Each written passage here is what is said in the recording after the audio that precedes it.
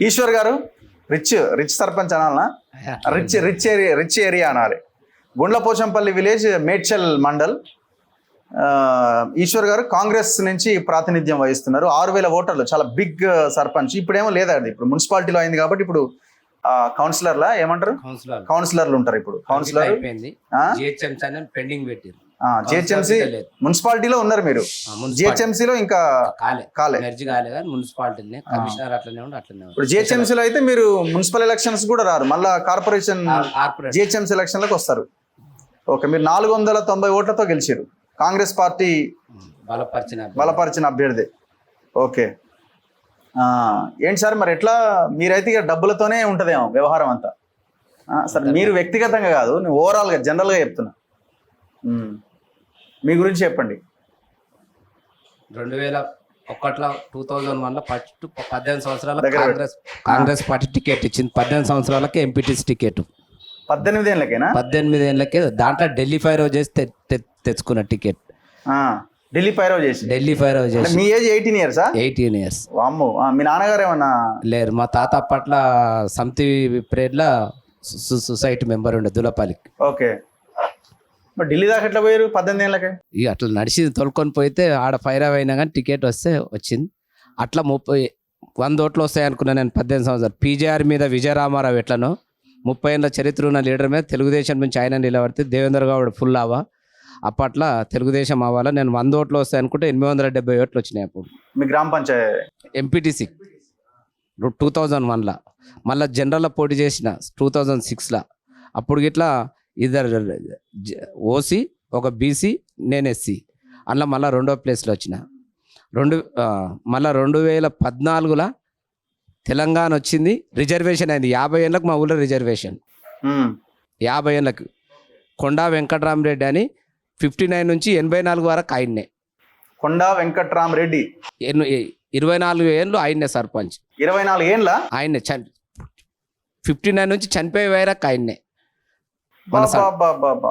గుండ్లపోచంపల్లి 59లో చనిపోతే బాలగౌడ అని ఉప సర్పంచ్, ఇన్ఛార్జ్ సర్పంచ్. 55 నుంచి 88 వరకు మళ్ళా రెడ్డి వెంకటరామరెడ్డి.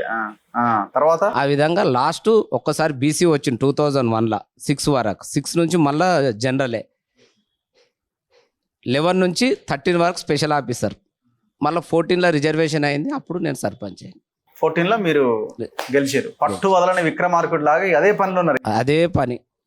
ఎట్లా సర్పంచ్ కావాలి, ఎట్లా సర్పంచ్ మొదటి నుంచి గోల్. నాకు 15 ఏళ్ళ నుంచే గోల్. 15 ఏళ్ళ నుంచే నాకు పంచాయతీ ఒక 3 తరాలతో కూర్చొని పంచాయతీలలో కూర్చున్నా. 70 ఏళ్ళ ముసలోళ్ళతో గిట్లా పంచాయతీలో కూర్చుంటే పొద్దున లేస్తే వాళ్ళకి చెప్పగానే ఈశ్వర్ గిట్లా చెప్పారు, చిన్నోడు తెలివి ఉన్నది వస్తాడనేది. ఆ విధంగా అన్నిట్లలో బాండ్ పేపర్ల మీద దాని మీద సంతకాలు పెట్టుకుంటే పబ్లిక్లో ఆ రకంగా ప్రతి ఒక్క ఇళ్ళలో మనము అయ్యప్ప స్వామి తోటి గిట్లా మనకు బాగా కలిసి వచ్చింది. ప్రతి ఒక్క ఇళ్ళలో పాటలు పాడుతుంటే డబ్బులు సర్పంచ్కి పోటీ చేస్తానికి ఏం లేవు. నాకు 8 లక్షలలో అంత పెద్ద ఊరికి సర్పంచ్ అయిన. అవతల క్యాండిడేట్ ₹1 కోటి పెట్టిండు. మీరు ఎంత పెట్టారు? 8 లక్షలలో సర్పంచ్ అయిన. 8 లక్షలు, అవతల ₹1 కోటి పెట్టిండు. ఎట్లా సాధ్యమైంది మీకు ఇది? ప్రతి ఒక్కరి ఇళ్ళలో నేను ఈశ్వర్ రావాలా 3 సార్లు ఓడిపోయాడు. ఒకసారి ప్రతి ఒక్క దానికి నేను ఉంటుంటి. ఏం చేయకపోతుంటే పొద్దున సాయంత్రం. ఇలా చనిపోతే రేపటిదాకా కాడనే ఉంటుంటి. ఓకే, అట్లా ఆ రకంగా సేవ ఉన్నాం, అన్నిట్లలో ఉన్నాం. కాబట్టి ప్రజలు అరే 20 ఏళ్ళ నుంచి కష్టపడుతుంటే ఒకసారి గెలిపిద్దాం, అందరికి అందుబాటులో ఉంటాడు అనే ఉద్దేశంతో డబ్బులను చూడలే, ఖాళీ దండం పెట్టుకుంటూ పోతే ఓటేసారు. సో మీకు రిజర్వేషన్ లేనప్పుడు కూడా మీరు గట్టిగానే ఓట్లు సంపాదించారు, అందరు వేసారు మీకు అప్పటికి కూడా? అప్పటికి ఏం చేశారు సర్పంచ్ అయ్యాక మీరు మీ గ్రామానికి? సర్పంచ్ అయినాక మొట్టమొదటి మా ఊళ్ళో 50 ఏళ్ళ గ్రంథాలయం లేకుండా ఆ గ్రంథాలయం మాటిచ్చిన, గ్రంథాలయం తెచ్చిన. ముఖ్యంగా గ్రామ పంచాయతీల బడ్జెట్ పెంచినాం. దాంతో ఇక డబ్బుకు కొదవలేకుంటుండే. ఎక్కడున్న డబ్బులకు విపరీతంగా పనులు చేసినాం. సీసీ రోడ్లు వేసినాం. ఒక 6 కోట్లు పెట్టి 50 ఏళ్ళ చరిత్ర తిరగరాస్తట్టుగా ఒక 4 కిలోమీటర్ల దూరం అండర్ గ్రౌండ్ డ్రైనేజ్ చేసిన. మొత్తం 6 కోట్లు పెట్టి.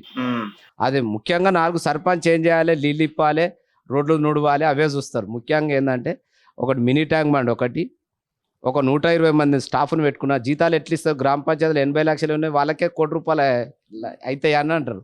ఆ రకంగా మళ్ళీ వనరులు పెంచి కలెక్టర్కి చూపిస్తేనే కదా వాళ్ళకి జీతాలు ఇవ్వాలి. ఏదాగినా వాళ్ళకు స్టాఫ్కి అయితే జీతాలు ఉండాలి కదా. ఆ రకంగా జీతాలు ఇచ్చి పెంచి వాళ్ళకు చూపించినందుకు వాళ్ళ 120 మంది నాకు స్టాఫ్ని పెట్టుకున్నా. రాష్ట్రంలోనే పెద్ద స్టాఫ్ నాది. 120 మంది. నేను వచ్చినాక అంతకుముందు 30 మంది ఉండే, ఇప్పుడు 150 మంది స్టాఫ్. అప్పుడు మైసమ్మ కూడా గుండ్లపోచంపల్లికి సర్పంచ్, ఇప్పుడు 9 ఊళ్ళు అయినాయి అన్నీ కలిసికోటి వచ్చి. ఆ విధంగా మళ్ళీ ట్యాంక్ బండ్ ఒకటి మాది పెద్ద ఎత్తున నాకు ఎవరు చెప్పలే, ఓడాన చెడిపోమ్మంటారు, ఇది పెడితే ఖర్చు పెట్టాలంటారు. కానీ అమరవీరుల విగ్రహాలు, తెలంగాణకు సంబంధించిన అమరవీర విగ్రహాలు అన్నీ ఒకటే ట్యాంక్ బండ్ ఎట్లుందో అట్లనే పెట్టినాయి. మళ్ళీ దాని సొంతంగా నిధులతో సొంతం నాకు సంపాదించిన దాంట్లో 10 రూపాయలు రియల్ ఎస్టేట్ ఆడ కలిసి వచ్చింది. గ్రామ పంచాయతీలు అంటే సర్పంచ్గా కాదు, ఎంతో అంతో ఆట నడిచింది. దాంతోపాటు ముఖ్యంగా మా తన రియల్ ఎస్టేట్ బాంబ్ ఉన్నది కాబట్టి రియల్ ఎస్టేట్ తోటి ఒకటి మెయిన్ హైదరాబాద్కు 50 బోర్లు వేసిన సర్పంచ్ అయినాక అన్నీ ఎండిపోయినాయి. డైరెక్ట్ మా ఊరు ముంగడికెళ్ళి గ్రామ పంచాయతీ ముంగడికెళ్ళి వాటర్ పోతుంది, కరీంనగర్కి వెళ్ళి వచ్చేది. జిఎం అని వచ్చింది, ఎవరు మాట్లాడదు, పాలకపక్షం మిత్రపక్షం అధికార పక్షం ఉన్నోడే మాట్లాడాలంటే అందరు అడిగేది, ఊరోళ్ళు అడిగేది, నేను అడిగేది గింత లైన్ అయ్యాను, నీళ్ళే కదా అని తీసుకొని రాసిచ్చిపోయిండు, తోలుకొని పోయిండు. వర్క్ నడుస్తూనే ఉంది. మొత్తం ఆపేస్తే డైరెక్ట్ రాత్రి డైరెక్ట్ రంధ్రం కొట్టేసిన. అట్లా కొట్టొద్దు కదా, మన ఎంగిట తప్పే. కొట్టొద్దు అంటే మంచిగా అడుగు తీయలే, ఊరు దాటిపోతుంది. తీసుకుపోయి 2 రోజులు బాలనార్ డీసీపీ ఆఫీస్లో కూర్చొని పెట్టారు.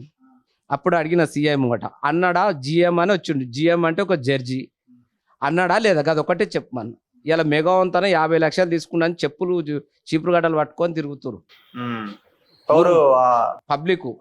పబ్లిక్లోనేమో వాటర్ వస్తుందని చెప్పి జిఎం రాసిచ్చి ఏం చేసుకుంటాడో చేసుకోనని చెప్తే మీ మీద అవార్డు వేసారేమో, 50 లక్షలు తీసుకున్నాడు మెగావాలో తన తీసుకున్నాను.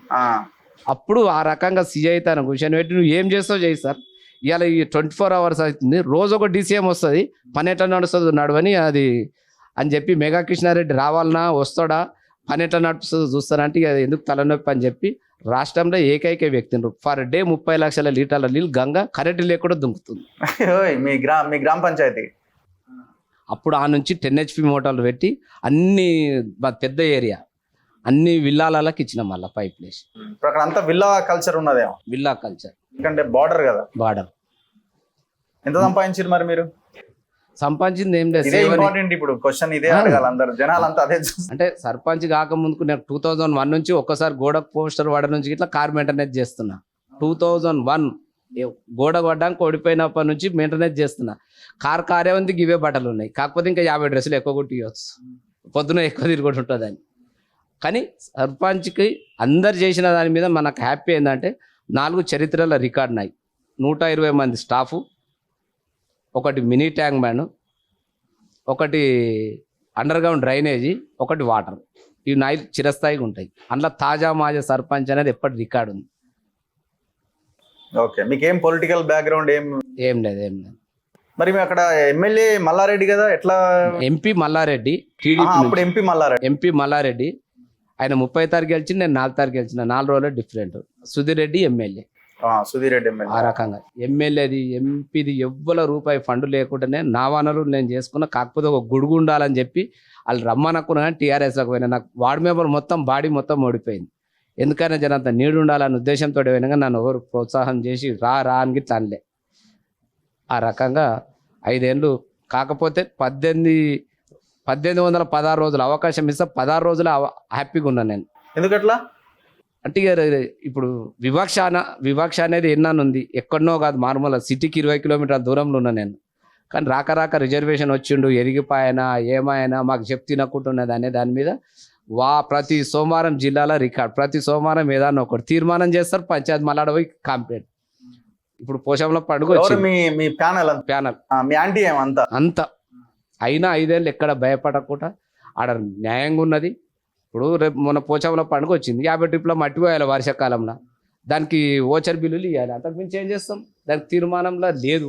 ఏం చేయాలి సర్పంచ్? అటువంటి చిన్న మస్తుగా ప్రతి సోమవారం కంప్లీట్. కానీ ఏ రోజు మిమ్మల్ని సస్పెండ్ చేయాలనే ప్రయత్నాలు జరగాలనే. వాస్తవానికి రాక రిజర్వేషన్ వచ్చింది. ఒక్కటే కాపాడుకున్న భగవంతుడు, నేను తప్పు చేస్తలేను అనుకున్న ఉద్దేశంతో మంచోడు నా వెనక పగోడు నా వెనుకున్నోడు ఇట్లా రాత్రి దాకా నా వెనుకున్నోడు ఇట్లా ఏమంటాడు అంటే వచ్చిండు, కానీ ఇట్లా చేయిలు పెట్టినోడు ఇట్లా దూరం పెట్టి మంచిగా అయిందిరా తప్పు చేయందే సస్పెండ్ చేసిండ్రు ఆయన ఉద్దేశంతో కాపాడుకున్న 5 సంవత్సరాలు ప్రయత్నాలు జరిగినాయి. 1800 రోజులు ప్రయత్నాలు జరిగినాయి. అందులో పెద్ద దిక్కున్న ఆయన ఎప్పుడైనా తీసేయాలని ఉండగానే ఆయనతో ఇట్లా కాలే. ఎవరైనా పెద్ద ఆయన్ని కేసీఆర్ మల్లారెడ్డి మల్లారెడ్డి తీసేయాలనుకున్నాడా? మొత్తం మా ప్రయత్నం ఆయనకి మొత్తం సలాం కొట్టాలి కదా మరి మీరు పోయి. నేను ఎన్నాడు సలాం కొట్టలే.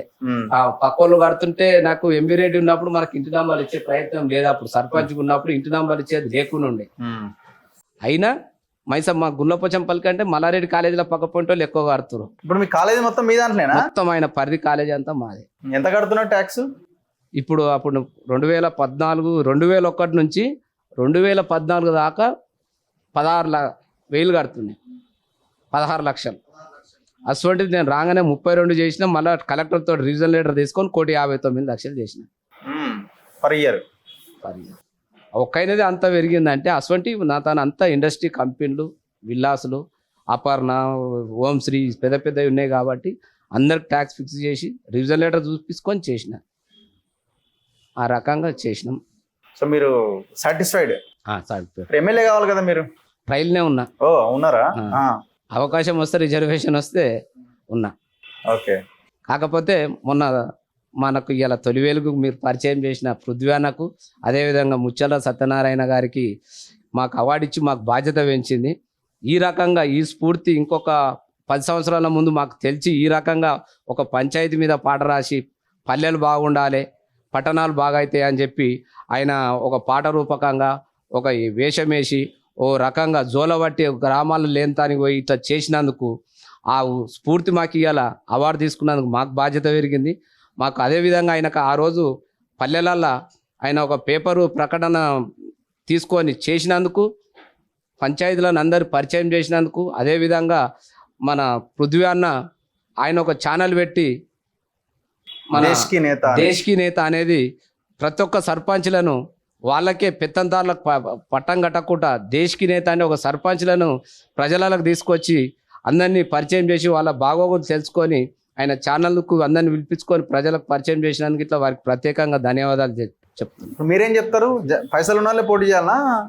పైసలు పనిచేయాలి. నేనే ఫస్టే చెప్పినా కదా. అంతేనా? పైసలు 8 లక్షలు వర్సెస్ ₹1,00,00,000. డబ్బులు పెద్దగా పని చేస్తాయి, కొంతమేర పని చేస్తాయి. ఇప్పుడు అనుకుంటారు 10 కోట్లు ఉన్నాయి, 50 కోట్లు ఉన్నాయి. ఇప్పుడు ఎంత నడుస్తుంది మీ దగ్గర? మినిమం ఎంత ఎంత ఎంత ఉండాలని అనుకుంటున్నారు? ఇప్పుడు 9 ఉన్నాయి, 30,000 ఓట్లు. 3,000కు రిజర్వేషన్ వస్తే 3,000కు ఒక నెల రోజులు గజ్జగట్టి ఆడాలి. 3,000కు 1,500 ఒక రౌండ్ ఇచ్చినా 3,9 కోట్లు. అది ప్రతి ఒక్కరికి ఇవ్వాలి కదా.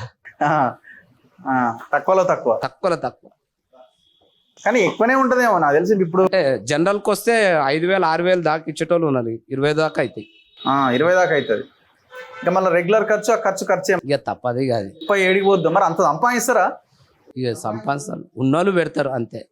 అంటే డబ్బులు పనిచేయి రాజకీయంగా పెట్టేటోళ్ళు పెడతారు. నేను 2 సార్లు ఓడిపోయినా కాబట్టి 3వసారి అవకాశం ఇచ్చారు. ఆ వ్యవస్థ ఉన్నది కదా, నీతి నిజాయితీ అనేది. డబ్బులు తీసుకుంటారు కానీ సంపాదించి సడల్మాన్ వచ్చి పెట్టినా కానీ సేవ చేసిన గుర్తించారు కదా. నాకు అనుభవం ఉంది కదా. Thank you.